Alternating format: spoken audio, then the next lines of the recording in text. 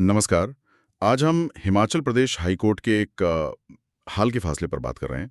ये 2025 का ही है। जी। मामला जुड़ा है एसएडीए मतलब स्पेशल एरिया डेवलपमेंट अथॉरिटी के कुछ कॉन्ट्रैक्ट कर्मचारियों से।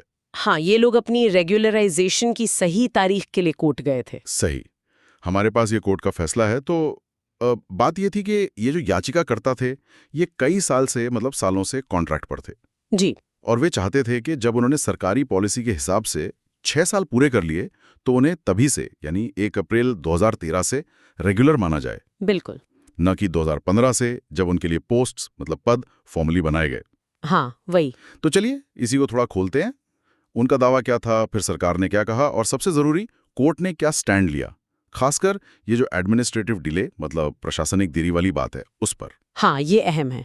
तो ये कर्मचारी जैसे एक थे राजीव शर्मा, अकाउंटेंट थे कुफरी साड़ा में, 2007 से लगे थे। अच्छा। और एक बेलीराम चेनमैन थे, वो तो 2001 से थे। मतलब सोचिए 10-12 साल से भी ज्यादा कॉन्ट्रैक्ट पर। बाप रे, काफी लंबा समय है। हाँ, तो इनकी सर्विसेज फाइनली रेगुलर हुई 25 अगस्त 2015 को। जी।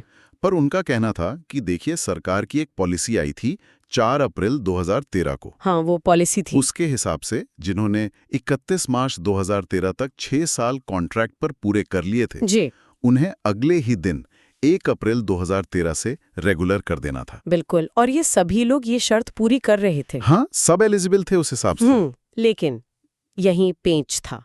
सरकार और सदा का तर्क कुछ और था। क्या कह रहे थे वो? उनका कहना था कि भाई रेगुलराइजेशन के लिए सैंक्शनड पोस्ट्स का खाली होना जरूरी है, पद स्वीकृत होने चाहिए। अच्छा। और उनके हिसाब से ये पद तो फॉर्मली बने ही 19 मई 2015 को। तो उससे पहले कैसे रेगुलर करते? पद ही नहीं थे तो कहाँ करते? ये भी एक पॉइंट है। और उन्होंने ये भी कहा कि इन लोगों ने 2015 वाली तारीख को मान भी लिया था, कोई ऑब्जेक्शन नहीं किया तब। तो अब कोर्ट आने में देरी हो गई है, लेट हो गए हैं। अच्छा, तो मतलब एक तरफ तो जरूरत थी, सदा ने खुद ही 2013 में कहा था कि पद बनाओ। हाँ, रिक्वेस्ट भेजी थी। और दूसरी तरफ पद बनाने की जो फॉर्मल प्रक्रिया थी उसमें 2015 तक का वक्त लग गया। लेकिन क्या ये तर्क वैलिड है कि पद नहीं थे? यही सबसे बड़ा सवाल था इस केस में। और कोर्ट का नजरिया यहाँ बहुत महत्वपूर्ण हो जाता है। हाँ। कोर्ट ने सरकार के इस तर्क को नहीं माना। उन्होंने एक बहुत महत्वपूर्ण अपील का जिक्र किया, राम सिंह बनाम हिमाचल प्रदेश राज्य। अच्छा, राम सिंह केस। जी। उस केस में जो सिद्धांत तय हुआ था उसी को यहाँ लागू किया। कोर्ट ने कहा कि देखिए, पद बनाने में जो देरी हुई वो एडमिनिस्ट्रेशन की तरफ से हुई। हाँ, वो तो है। तो इसका खामियाजा, इसका नुकसान कर्मचारी क्यों भुगते हैं? सही बात है। असल में कोर्ट ने साफ कहा कि पद तो जरूरत के आधार पर बनते हैं।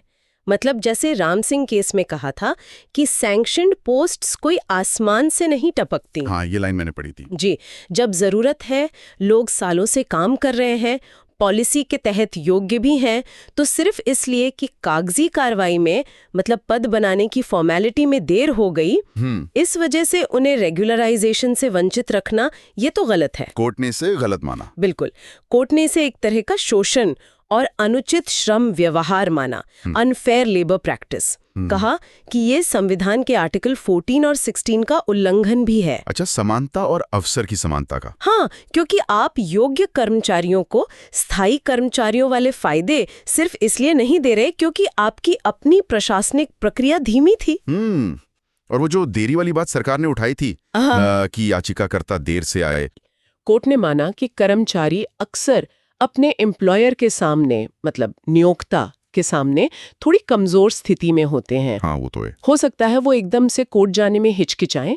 तो संविधान का जो आर्टिकल 226 है, जिसके तहत नागरिक हाईकोर्ट जा सकते हैं न्याय के लिए, जी। उसमें थोड़ी बहुत देरी स्वीकार की जा सकती है, खासकर जब मामला लगातार चल रहे अन्याय का हो। तो फिर फाइनल फैसला क्या हुआ? कर्मचारियों के हक में गया। हाँ, बिल्कुल। कोर्ट ने निर्देश दिया कि इन याचिकाकर्ताओं की सेवाओं को 1 अप्रैल 2013 से ही रेगुलर माना जाए। अच्छा। क्योंकि वो उस तारीख को पॉलिसी की सारी शर्तें पूरी कर रहे थे। लेकिन इसमें एक पेच है, एक बारीकी है। क्या? कोर्ट ने ये साफ किया कि ये जो लाभ मिलेगा ये उनकी सीनियरिटी यानी वरिष्ठता के लिए काल्पनिक होगा, नोशनल। काल्पनिक वरिष्ठता, नोशनल सीनियरिटीज का मतलब क्या हुआ? ठीक ठीक। इसका मतलब ये है कि उनकी सीनियरिटी लिस्ट में उनका नाम 1 अप्रैल 2013 की तारीख से दर्ज होगा। अच्छा। तो भविष्य में प्रमोशन वगैरह के लिए ये तारीख गिनी जाएगी।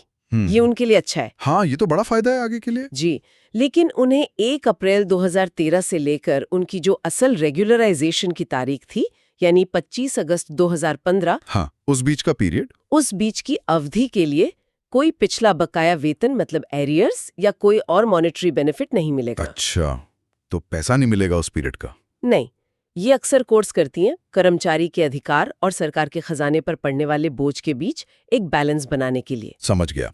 तो मतलब सीनियोरिटी तो मिल गई 2013 से, पर सैलरी 2015 से ही शुरू मानी जाएगी असल में।